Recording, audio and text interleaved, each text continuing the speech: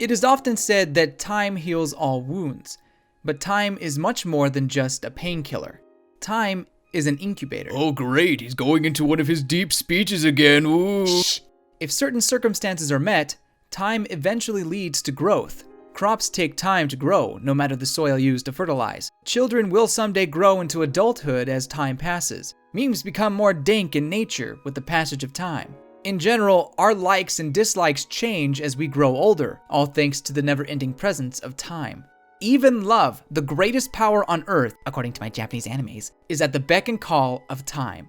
With time, we learn to love stronger. With time, we fall out of love. With time, we discover the meaning of true love. And with time, we realize, maybe that Zelda game wasn't as great as we thought it was. Obviously, Zelda holds a special place in many a Nintendo fan's heart for a plethora of reasons. Whether it be the first game they ever played, the most fun they had exploring a fantasy world, or simply being a way to cope. That love fuels the new Zelda game hype cycle through each release and through every delay. However, sometimes that love can blind us to the truth, or at least what we eventually perceive the truth to be. Both Twilight Princess and Skyward Sword were met with tremendous praise upon release, only to be thrashed by fans a year or so later. It became a somewhat common belief that Zelda Bias blinded many fans to the flaws and shortcomings in each entry. Although that's not to rag on anybody who finds those to be their favorite Zelda games. Personally, Twilight Princess is my favorite, and I'll defend it until the day my mortal soul leaves this forsaken planet.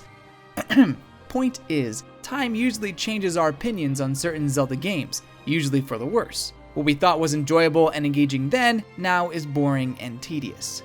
So is that the case for Breath of the Wild? Did Zelda Bias blind millions of Switch owners to its crucial flaws, or that it's a bore to explore? In my opinion, absolutely not.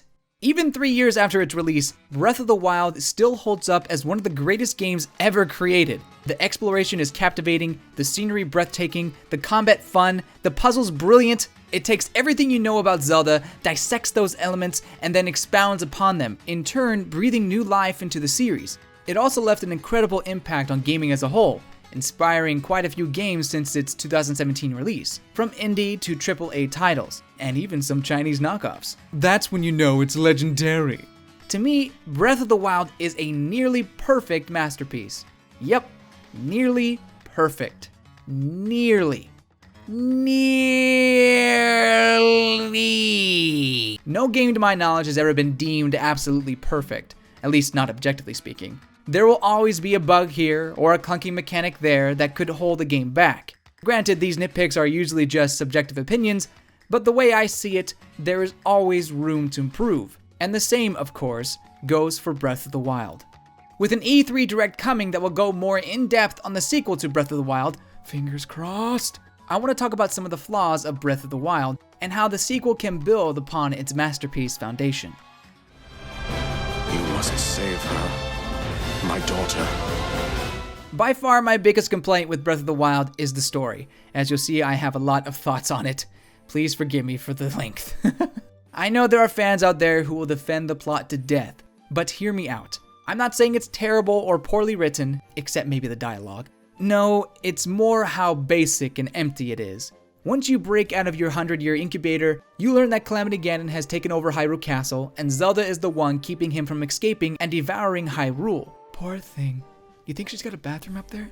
To take down Ganon, you need to regain control over the Divine Beasts, or at least it's highly recommended that you do. But you know, speedrunners. This is where the overall plot of Breath of the Wild struggles. Each Divine Beast arc, if you will, mirrors the last. Discover a new town, complete the tasks required to face Divine Beast, fight Divine Beast from the outside, and then enter Divine Beast for dungeon. It's basically like playing the same plot 4 different times. Sure, there are some unique highlights, some unique differences, but the story beats are so similar that it's hard not to get a little bored with its repetition. On top of the repetition, the story beats aren't that interesting. Admittedly, the mission objectives, tasks that you're given, give a good opportunity to explore the area around the Divine Beast, but they're basically glorified fetch quests. Oh, that's rich, coming from the JRPG fan. La la la, can't hear you, la la la la la. From a gameplay perspective, I don't mind them, but story-wise, they add little to the overall narration. The one outlier being the Yiga clan mission, but even that was a little plot shallow.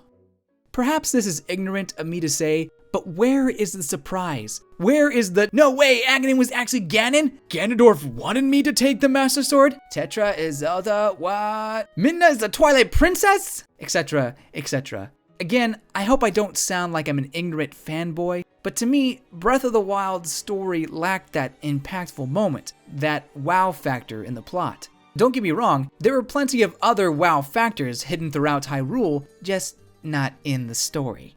Now, one could argue that the old man revealing himself as the king of Hyrule is a surprise moment, but when you already know Hyrule was overtaken by Ganon 100 years ago, it's not too surprising that the king died. Same goes for the 4 champions, although I do remember being a little sad when I first found out they all died, not because I cared for them at that point, I just started the game, but because I was excited to get to know them and see their adventures play out, but we never really got that, except for some of the DLC, which was nice, admittedly, but just not enough.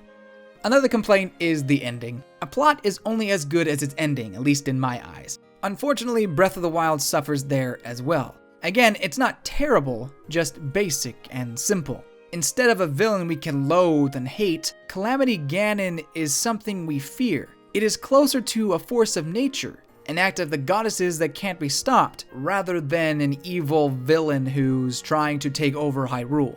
To be fair, a force of nature fits incredibly well with Breath of the Wild's theme, but it doesn't make for incredible storytelling, at least in the way the writers went about it.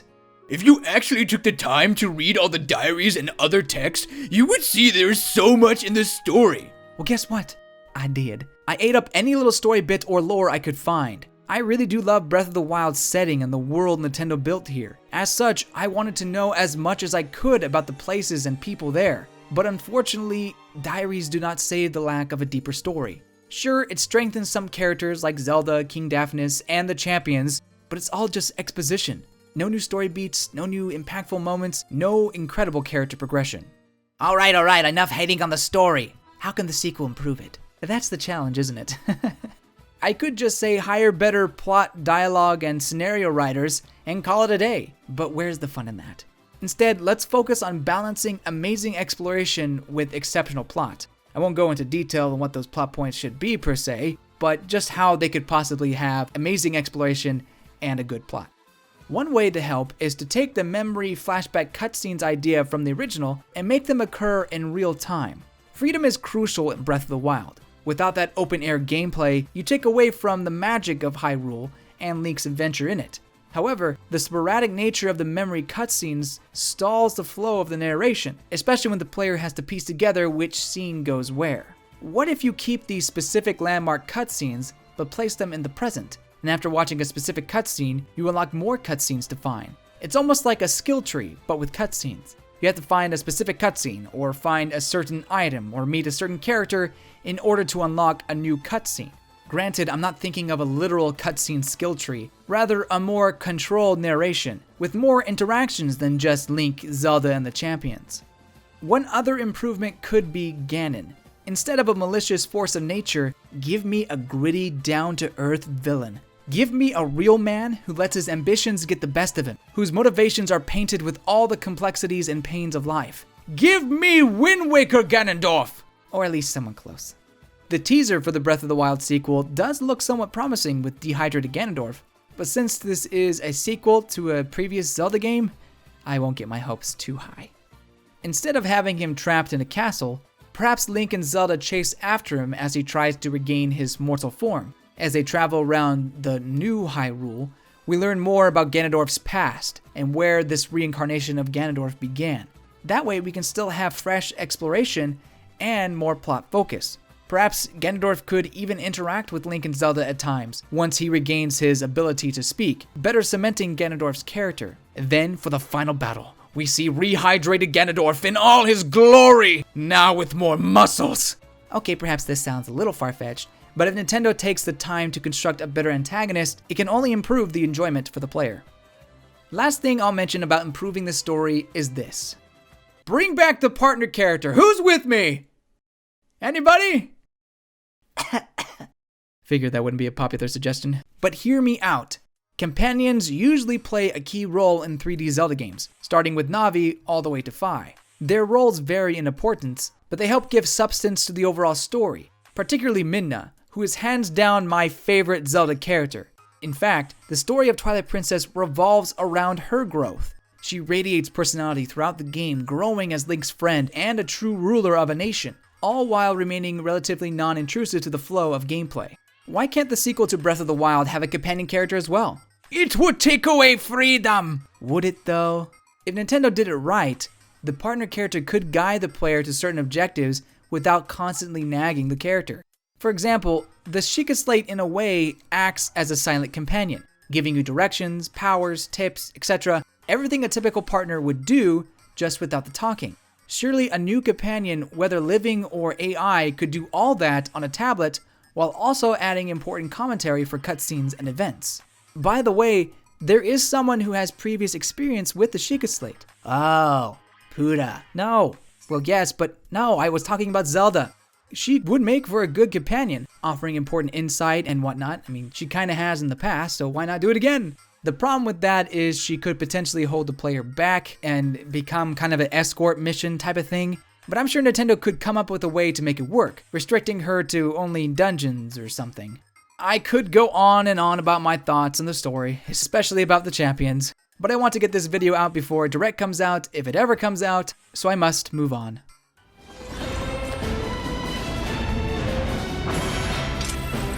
Breath of the Wild features mini dungeons called shrines hidden across Hyrule, rewarding players for exploring every nook and cranny. Not every shrine is a home run, but some feature the best moments in the game. They also make for great fast warp points. Overall, an excellent addition to the series. The actual dungeons, however, not so much. They're more like big shrines than classic Zelda dungeons. Sure, they are bigger and interactive, but they lack the classic Zelda theming and charm that fans love. It's as if Nintendo required a sacrifice for giving us an incredible overworld to explore, and traditional dungeon was the only fair trade-off.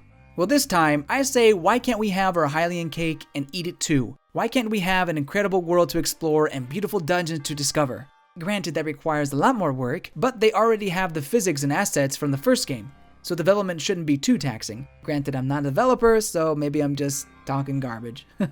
Give me new takes on classic forest, water, fire dungeons. Give me fresh themes never before seen, like an invisible dungeon, an insect dungeon, a slime dungeon, a science horror dungeon, or best of all, a Japanese high school dungeon. I mean, who wouldn't want to see Link and Zelda in the school uniform, huh? You know, the weebs would be all over it. Yeah, weebs.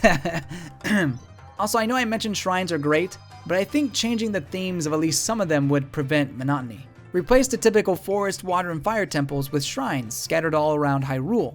With those three themes plus Sheikah technology, completing shrine quests becomes more memorable. Besides theming, a major feature for most Zelda dungeons are puzzles centered on a weapon found inside. With Breath of the Wild's weapon collecting and breaking system, you can't really do that the exact same way. However, I think you can still have weapon-focused puzzles by either making the breakable weapons available throughout the dungeon, in other words, held by enemies found in chests, etc., or provide an unbreakable version of the weapon that can only be used in the dungeon. They can even have those weapons work in all the dungeons, solving puzzles based on two weapons, although that could potentially prove a hindrance to free exploration and force players to do dungeons in a certain order, so maybe that's not the best idea.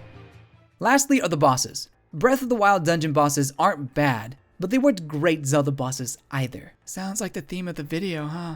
Maybe it's because they all carried the same theme or shared similar designs, or maybe because the fights focus more on combat and less on puzzles. Whatever the reason, the boss fights feel like they were missing something. So for the sequel, let's add a little more flavor to those bosses. Make them unique and horrifying, just like previous titles. Go ahead and meet down the middle when it comes to fighting the boss. Have some bosses require puzzle solving, and then others focus on combat. Personally, a little more variation would go a long way to making the boss battles better. The same goes for regular enemies. Variety is the spice of life, and while Breath of the Wild has miles upon miles to explore, you tend to run across the same 4 kinds of enemies over and over again. I know it takes a lot of time to create enemies as interactive and alive as the Bokoblins, but having different monsters to fight could freshen combat just a bit. In terms of dungeons, certain monsters could appear based on the dungeon theme, just like in previous Zelda games. Breath of the Wild utilizes that same premise, however, with just one theme. When the theme is ancient Sheikah technology time after time, fighting the same tiny guardians gets old, quick. Sprinkling in new enemy types based on the dungeon would make exploring dungeons much more heart-racing and impactful. That said, I know the Guardians are there to keep with the ancient Sheikah lore theme, but fighting the same enemies over and over again was not only boring, it was disappointing. Here's hoping Nintendo realizes this with Breath of the Wild 2.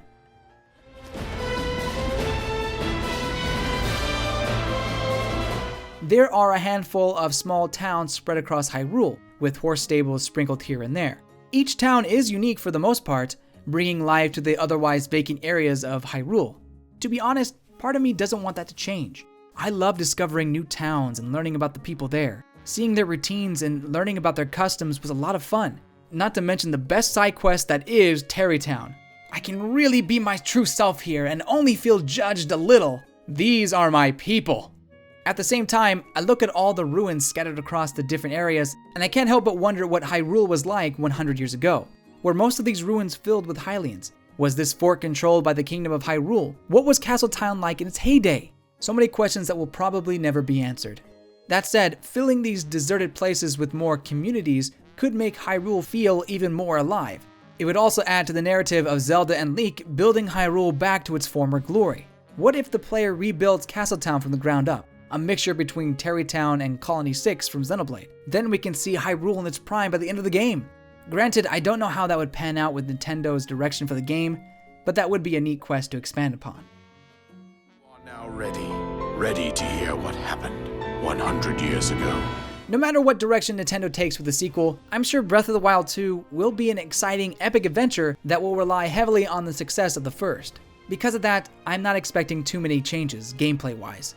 They'll need to somehow replace Guardian enemies, Sheikah shrines, and other details that were done away once Calamity Ganon was killed. And I know they have some secret power-up going on with Link here, but in truth, I'm expecting more of the same.